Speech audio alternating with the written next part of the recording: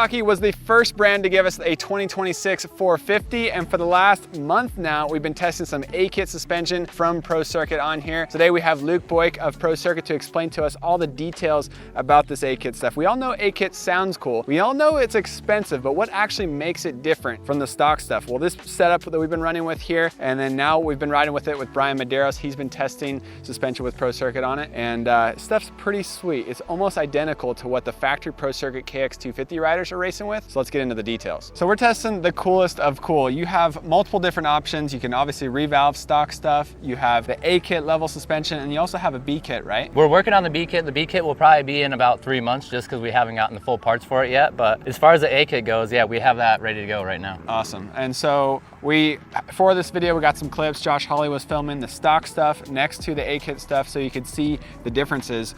How many parts transfer over?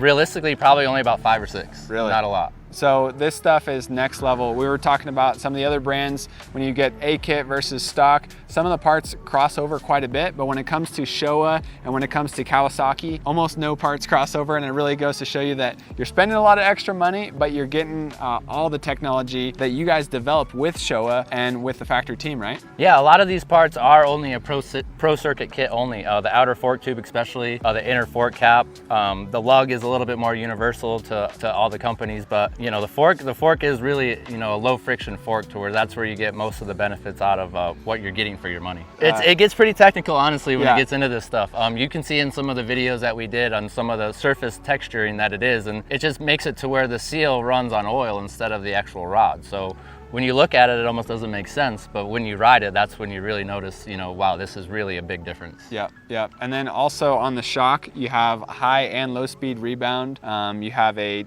restrictor plate in the base. What was it? The compression adjuster. Compression adjuster. Yep. Compression assembly, and then there was an extra shim stack on the compression. Yep. We have a low speed valve in the compression adjuster to be able to add a different shim stack to. We have a check valve in the end of the shock shaft that we can change sizes on. We have the restrictor that we can change sizes on, and then also the 18-mil shock shaft, and then the Kashima coated shock body. So there's a lot of advantages in the shock too. Yep.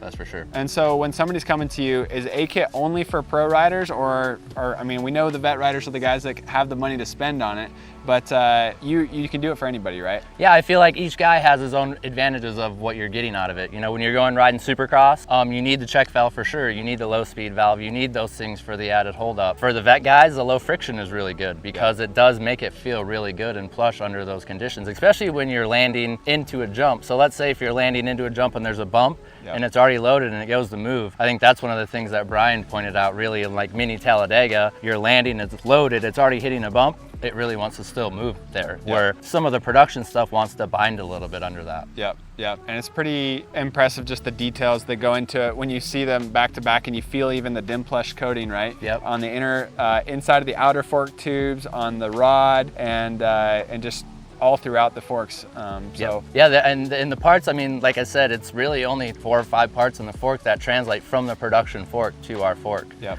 So with that, I mean, that's where you are getting that added cost. And then with it being the Pro Circuit kit, we do have a few parts that are only our parts. Yep. So then that's even less. So I mean, you are paying a lot of money for, you know, the suspension, but you're getting a totally different set of suspension with the technology that we've come up with and Showa, you know, through the racing years. That's cool. All right, well, $10,000 for a set of suspension. That's fork and shock, that's set up, revalved, sprung for you, right? Yep. Cool. Yep. And then also triple clamps too, because of our fork tube being different. Our upper fork tube is a little bit bigger diameter, so you would have to run a fork tube or a triple clamp that would accept the 56mm upper. Cool. Which our clamp also, accepts that. Cool. All right, good stuff. Well, I had some experience riding with it.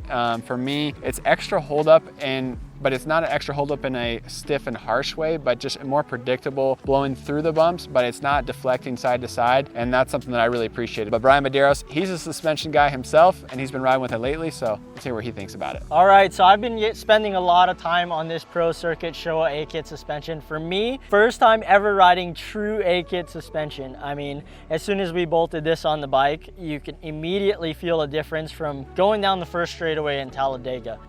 This, compared to the production stuff, like Josh says, a lot more hold up, but a lot more comfort as well.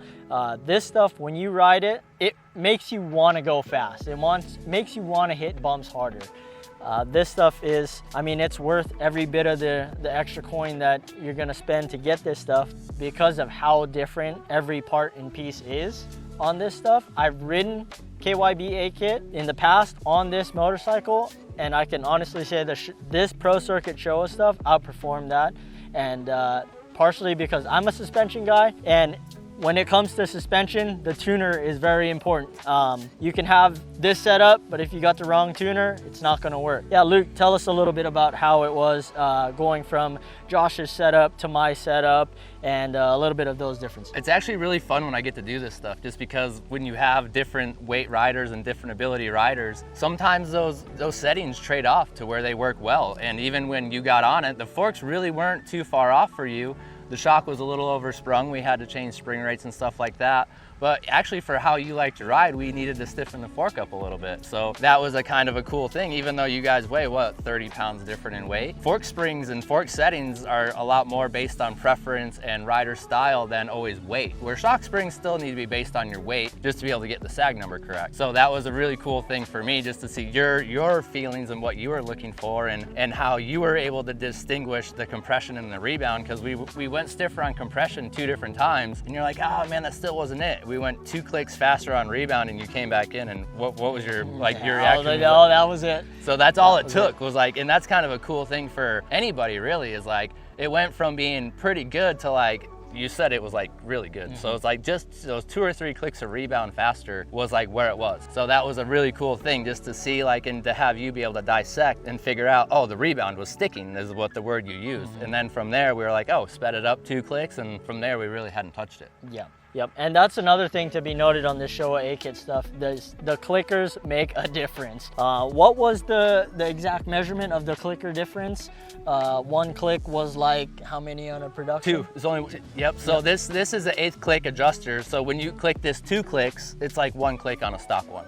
So you get that half click of adjustment in between, more or less. So every revolution on this is 8 clicks. Every revolution on a stock one is 4 clicks. So you get that in between adjustment. Even with that half click, it's even more sensitive than even 1 click on a regular production set.